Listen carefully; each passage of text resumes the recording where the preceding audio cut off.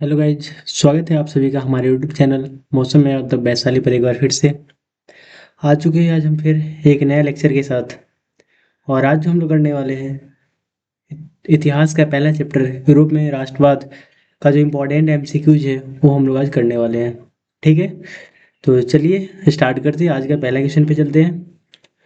आज का पहला क्वेश्चन कह रहा है कि इटली तथा जर्मनी वर्तमान में किस महादेश के अंतर्गत आते हैं।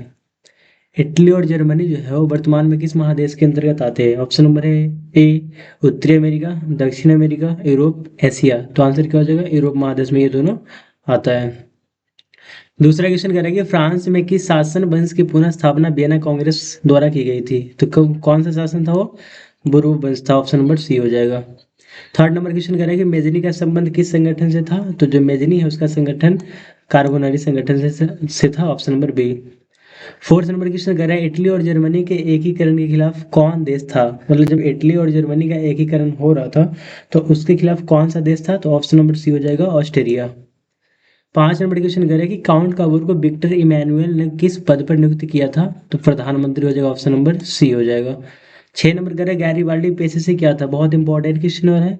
और गैरीबाल्डी क्या था पेशे से, नाविक। ऑप्शन नंबर डी हो जाएगा।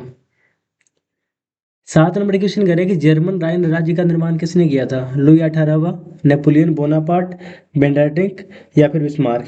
बताइए किसने किया था। तो ये किया था नेपोलियन बोनापार्ट ने। ऑप्शन नंबर बी हो जाएगा, जर्मन राज्य राइन राज्य का निर्माण।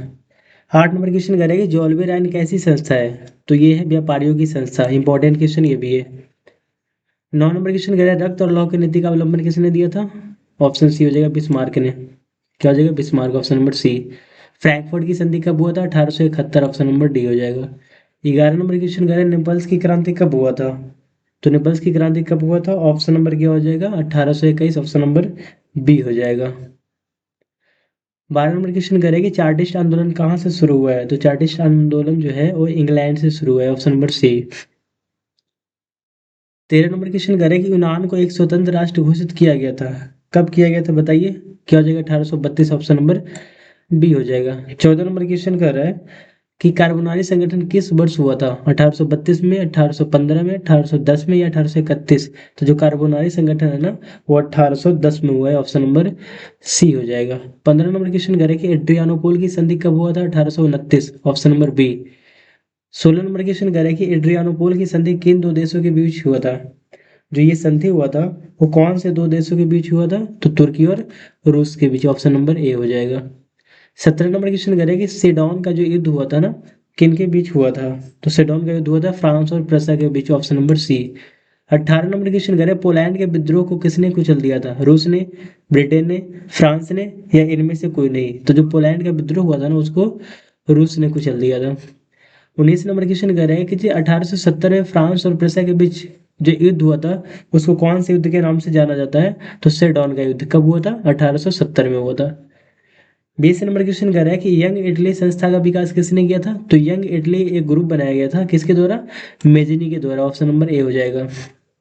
गैरिबाल्डी क्या था, पेशे से नाविक था। बिस्मार्क कूटनीतिज्ञ था। और काउंट काउर क्या था, प्रधानमंत्री था।